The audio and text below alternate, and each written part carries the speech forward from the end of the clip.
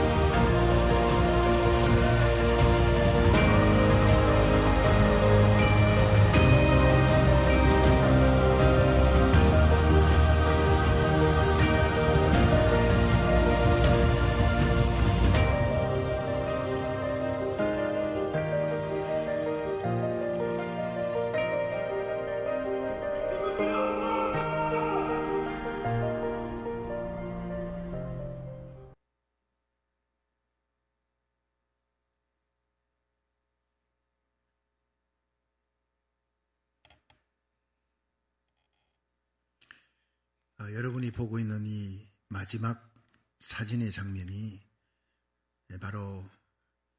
한 아버지가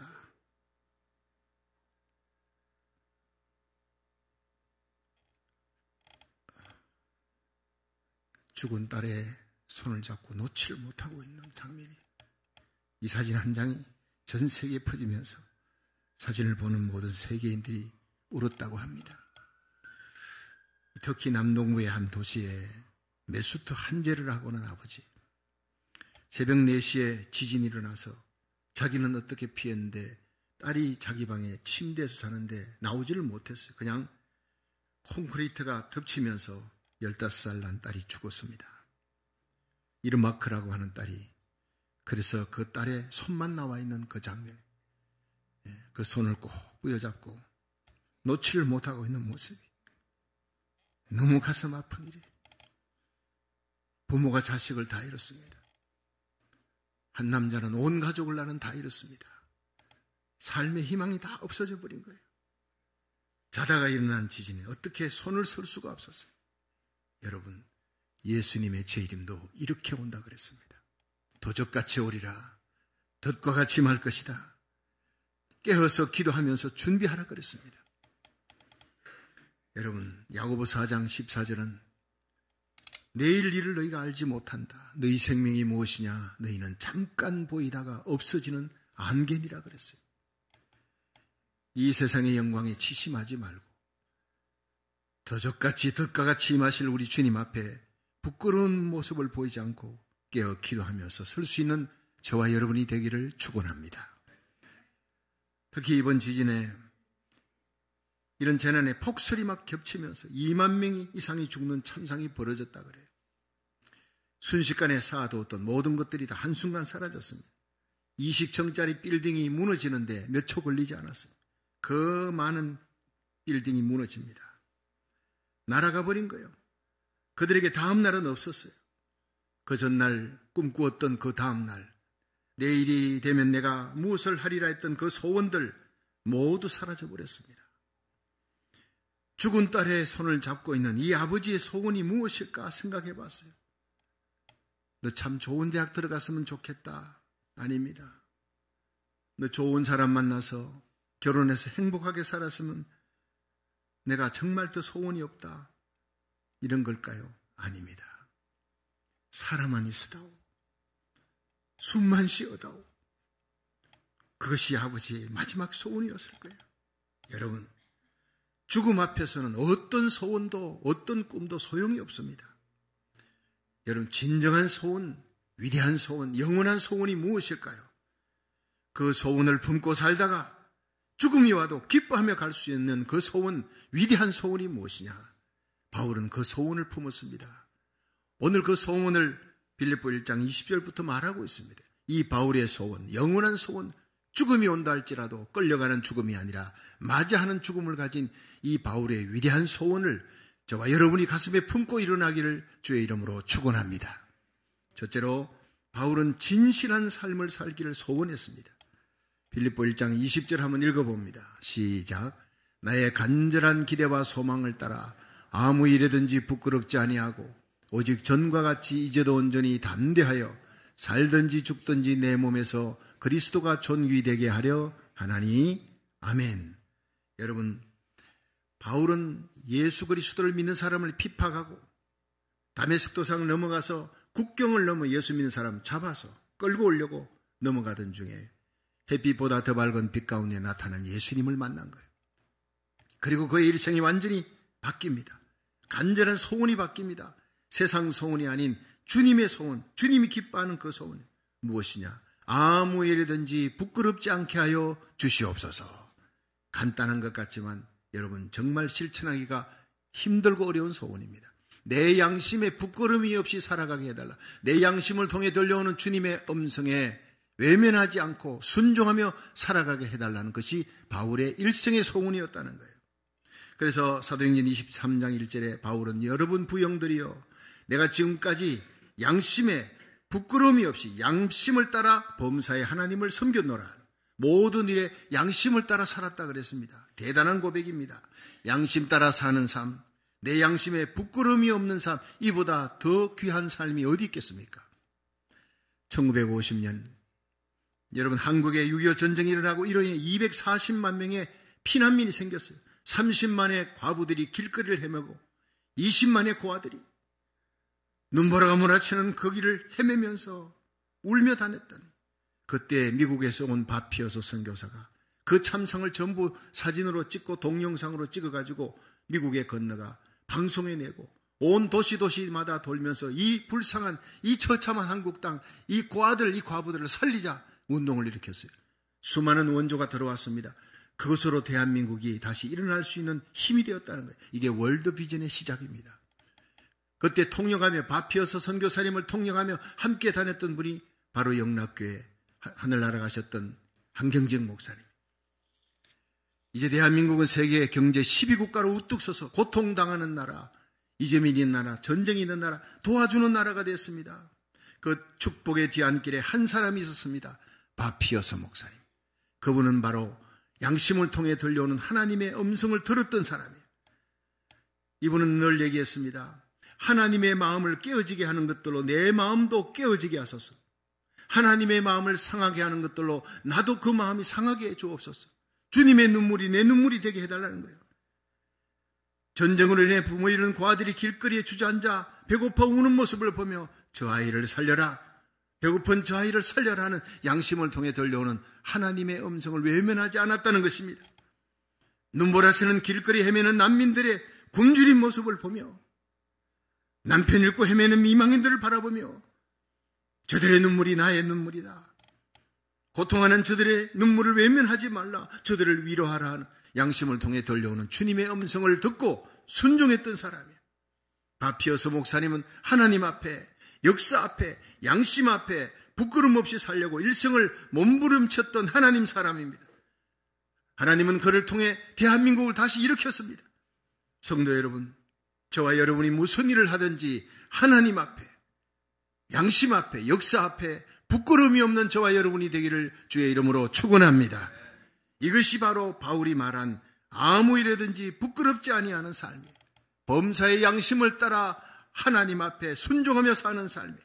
저와 여러분이 이렇게 양심을 따라 내 양심에 들려오는 하나님의 음성을 듣고 순종하는 삶을 살다가 우리 주님 앞에, 도적같이 오시는 주님 앞에 부끄러움 없이 설 수 있기를 주의 이름으로 축원합니다. 두 번째, 바울은 예수 그리스도를 높이는 삶을 살기를 소원했습니다.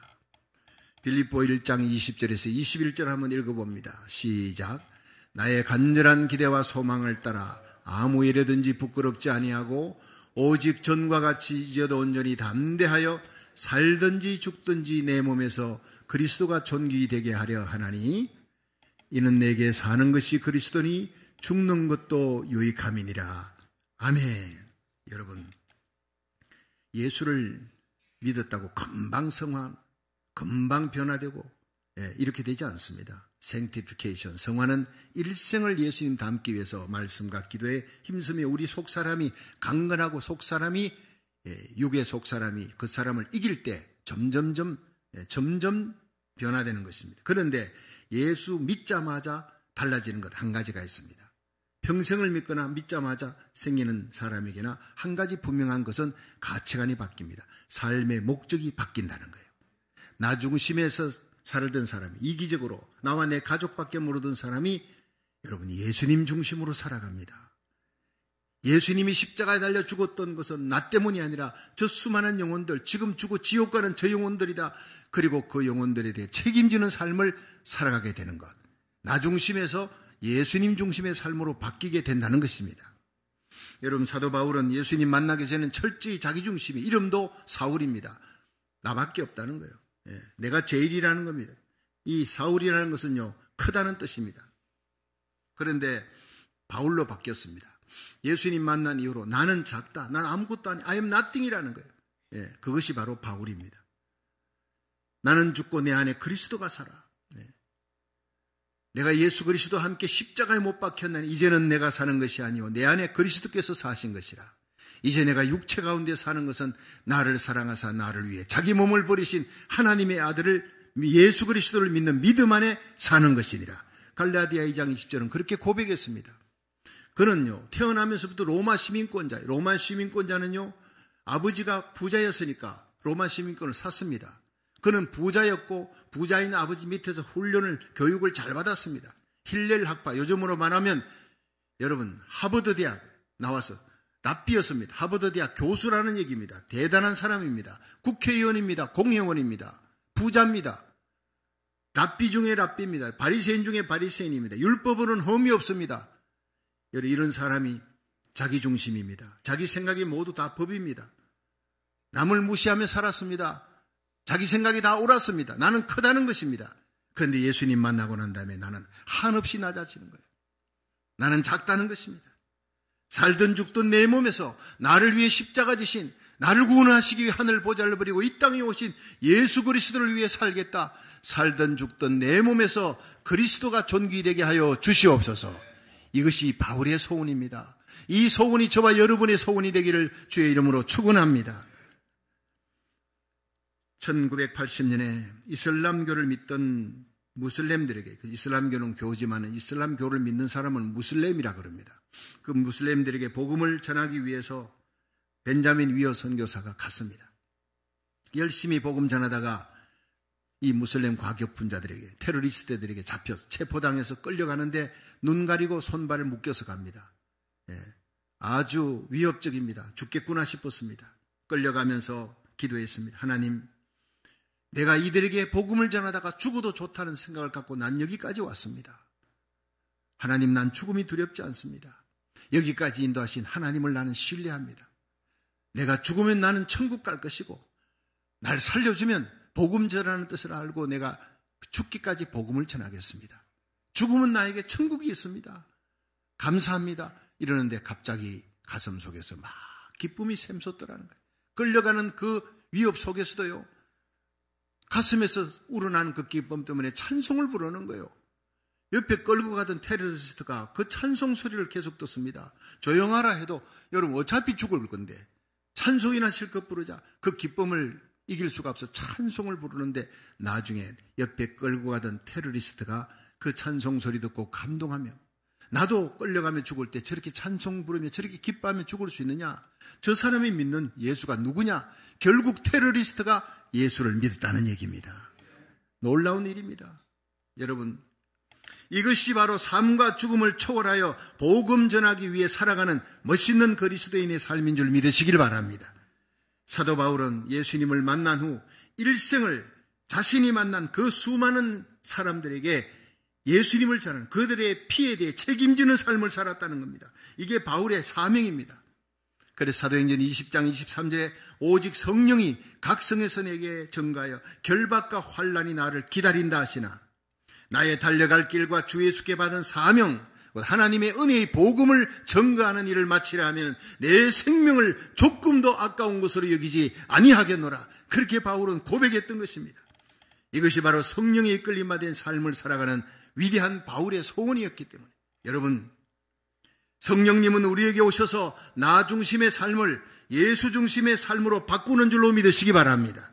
우리의 남은 생애가, 저와 여러분의 남은 생애가, 우리 자녀들의 남은 생애가 바울처럼 살든 죽든 우리 몸에서 그리스도가 존귀되게, 오직 우리를 위해 십자가 달리신 예수님의 생명의 복음, 십자가 복음을 전하기 위해 목숨을 거는 삶을 살아가다가 우리 주님 만날 수 있기를, 다시 오실 우리 주님 앞에 부끄럼 없이 설 수 있기를 주의 이름으로 축원합니다. 마지막 세 번째, 바울의 소원은 교회를 세우는 삶이었습니다. 우리 빌립보서 1장 22절에서 24절 한번 읽어봅니다. 시작. 그러나 만일 육신으로 사는 이것이 내 일의 열매일진데 무엇을 가리는지 나는 알지 못하노라. 내가 그 두 사이에 끼었으니 떠나서 그리스도와 함께 있을 욕망을 가진 이것이 더욱 좋으나, 그러나 내가 육신에 거하는 것이 너희를 위하여 더 유익하리라. 아멘.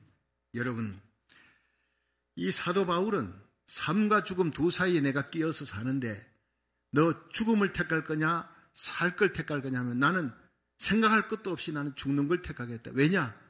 그 죽음의 문을 삐그덕 열면 황금길이 나온다. 새 예루살렘 천국이 있고 거기에 예수님이 나를 기다리고 있다. 내 사랑 예수님이 거기 계신 그곳에 나는 너무 가고 싶다는 거야. 이 세상을 떠나 나는 죽음이라는 문을 통과해서 주님을 만나는데 영광스러운 나의 주님을 만나는데 내가 뭘 주저할 것이 있겠느냐. 그러나 내가 이 땅에 한시라도 육체를 입고 살아야 되는 이유가 있다면 바로 교회 때문이라. 믿음이 약한 너희들, 세상과 죄악과 마귀 권세를 이기지 못하고 날마다 쓰러지는 너희들을 하나님 말씀과 기도로 양육하고 그리스도의 강한 군사로 만들어야 되는 이 사명 때문에 내가 오늘도 존재하는 것이다. 이것이 바울의 소원이었습니다. 여러분, 오늘도 내가 여러분에게 물어봅니다. 예수 믿으면 구원받고 천국 가는 줄 믿으시면 아멘 하십시오. 그럼 지금 당장 죽을 사람 손들어 보십시오. 아무도 없잖아요. 죽으면 천국 간다는 걸 아는데 지금 당장은 아니라는 거예요. 자식들도 키워야 되겠고 할 일도 많고. 그런데 바울은요, 지금 당장이라도 나는 죽었으면 좋겠다. 예수님 계신 천국에 갈 수 있으니까. 그런데 내가 이 땅에 하루라도 살아야 될 이유는 무엇이냐? 교회 때문이라는 거예요. 성도들 아직도 미숙하고 철이 없고 세상 재앙 마귀 권세를 이길 힘이 없는 이들을 그리스도의 강한 군사로 훈련시키고 그들을 기도와 말씀으로 세워놓고 내가 가야 되기 때문에 얼마나 멋있습니까? 그래서 사도 바울은 골로새서 1장 24절에 내가 이제 너희를 위해 받는 괴로움을 기뻐하고 그리스도의 남은 고난을 그의 몸된 교회를 위해 내 몸에 채우노라. 그리스도의 남은 고난이 있다는 거예요. 우리를 위해 채찍 맞고 십자가 지고 끌려가서 갈보리에 십자가에 못 박혀 죽으신 예수님의 그 피로 우리의 모든 죄가 용서받습니다. 믿으시기 바랍니다. 그 아들 예수의 피가 우리를 모든 죄에서 깨끗게 하셨느니라. 우리 선행으로 안 됩니다. 고행으로 안 됩니다. 여러분, 천만인을 우리들이 구제했다 해서 그거 갖고 천국 얻을 갈 수 없습니다. 전 세계 다니면서 선교하고 여러분 교회를 500개, 1000개 세웠다 합시다. 그것이 천국 문을 여는데 실효라기만한 공로가 될 수 없다는 것을 알아야 합니다. 주님의 십자가 공로, 십자가 보혈의 피만이 우리를 억만 죄에서 구원할 수 있고 천국 문이 열릴 수 있는 유일한 구원의 능력이 될 줄로 믿으시기 바랍니다. 구원받은 은혜, 예수님의 십자가 보혈의 감격으로 우리가 교회도 세우고 선교도 하고 구제도 하는 거예요. 그렇게 많이 선한 일을 했다고 구원받는 것이 아닙니다. 너희가 그 은혜를 인하여 믿음으로 말미암아 구원을 얻었나니 이것이 너희에게서 난 것이 아니고 하나님의 선물이라. 행위에서 난 것이 아니니 이는 누구든지 자랑치 못하게 하려 함이라 했어요. 여러분, 우리가 그리스도의 남은 고난이 어디 있습니까? 예수님이 십자가에 피 흘리신 그 고난이 완벽한 구원의 끝입니다. 그런데 바울은 그리스도의 남은 고난이 아직도 있다. 주의 몸된 교회, 주님의 핏값으로 주고 산 교회, 사랑하는 성도들, 그들을 위해서 내가 당하는 괴로움이 바로 그리스도의 남은 고난이라 그럽니다. 얼마나 위대한 고백인지 모릅니다. 바울은 교회를 가는 곳마다 세운 예수님 만난 이후로 산의 위험, 강의 위험, 도죽의 위험, 날마다 죽을 고비고비를 넘기면서도 교회를 세우는데 목숨을 겁니다. 여러분, 예수 복음을 전하고 세워진 그 수많은 영혼들에게 하나님 말씀 가르치고 양육하고 믿음으로 세우는데 목숨을 걸었습니다. 그러면서 고난당하는 것을 특권으로 여겼어요. 교회 때문에 고난당하는 것을 특권으로 여겼다고요. 로마서 8장 17절에 보면 자녀이면 또한 후사 곧 하나님의 후사요 그리스도와 함께한 후사니 우리가 그와 함께 영광 받기 위하여 고난도 함께 받아야 될 것이니라. 생각건대 현재의 고난이 장차 우리에게 나타날 영광과 좋게 비교할 수가 없도다 그랬어요. 주님을 위한 고난에 동참할 수 있는 것, 주님의 몸된 교회를 위해 수고하다가 땀 흘리다가 일하다가 당하는 그 고난, 성도의 최고의 영광이요 특권인 줄로 믿으시기 바랍니다. 이것을 그리스도의 남은 고난이라고 바울은 얘기합니다.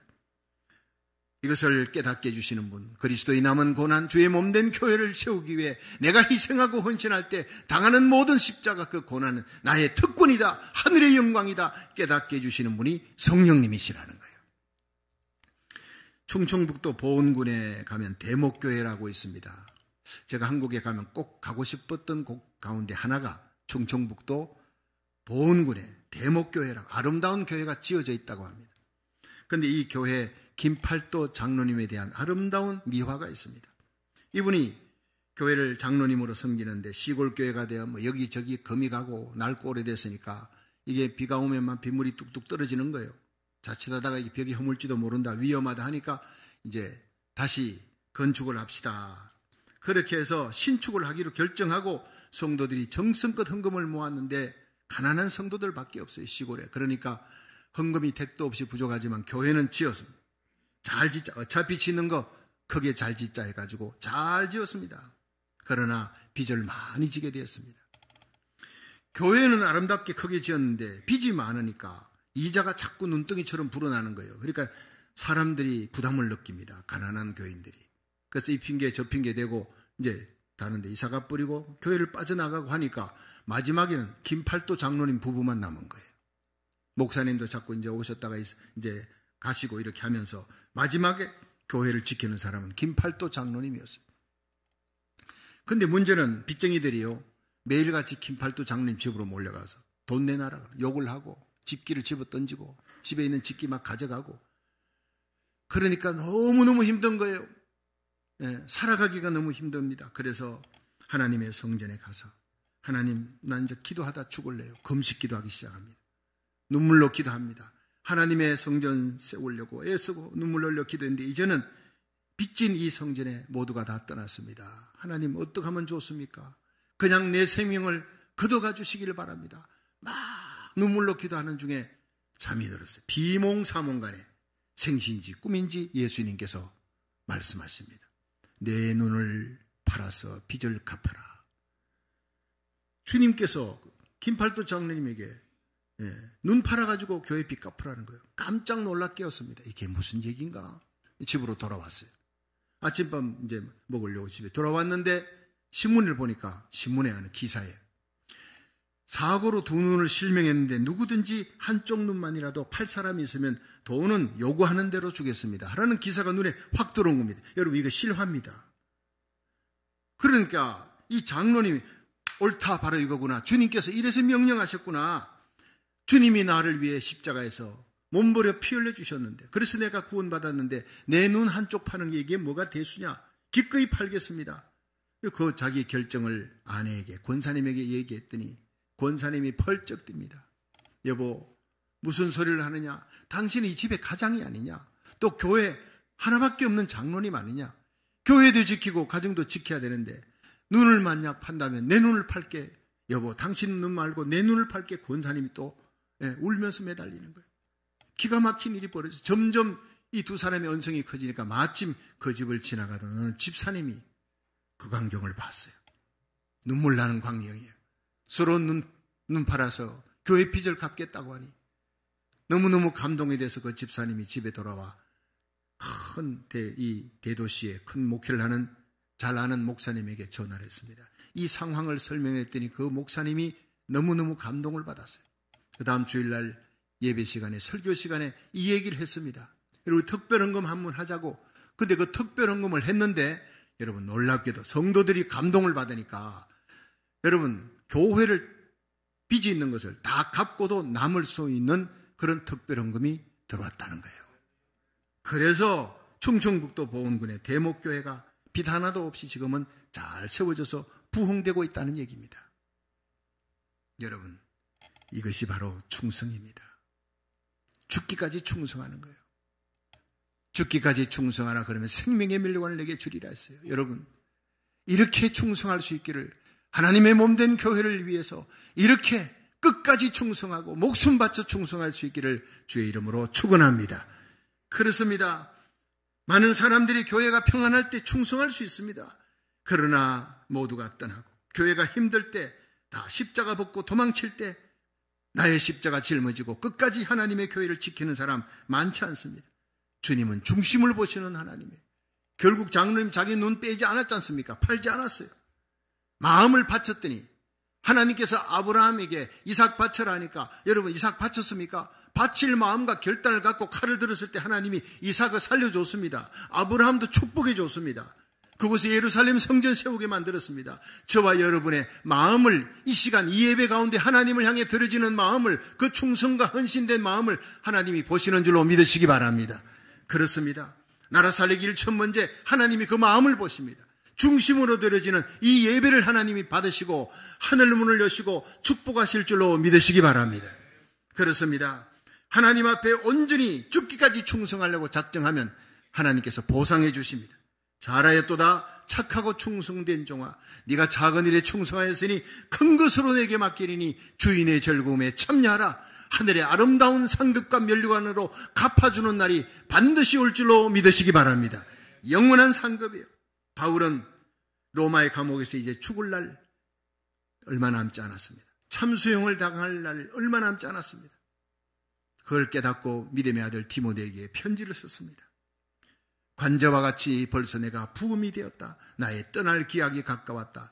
부음이 됐다는 관제라는 것은요, 양과 소를 하나님 앞에 제사 바칠 때 그 목을 먼저 따서 동맥의 피를 칼로 찔러 흘러서 그걸 받아가지고 암소의 피를 받아서 대제사장이 받아가지고 가는 겁니다. 지성소로 가는 겁니다. 하나님의 성전에 갖다 바치기 위해.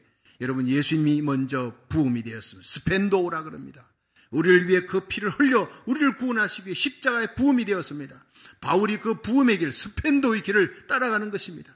내 물질 바치고 시간 바치고 내 가족들 바치고 나의 생명까지 다 바치는 것이 스펜도, 주님을 위해 갖다 붓는 삶이에요. 오늘 이 예배 가운데 여러분의 생각과 마음과 뜻을, 여러분 목숨까지라도 갖다 부을 수 있는 정성과 뜻을 다하여 목숨을 다하여 하나님을 사랑하는 예배가 되기를 주의 이름으로 축원합니다. 관제와 같이 내가 떠날 기약이 가까웠다. 그런데 내가 나의 삶을 다메섹 도상 이후에, 예수님 만난 이후에 나의 삶을 돌아보니 선한 싸움 싸우고 달려갈 길 달리고 믿음을 지켰다.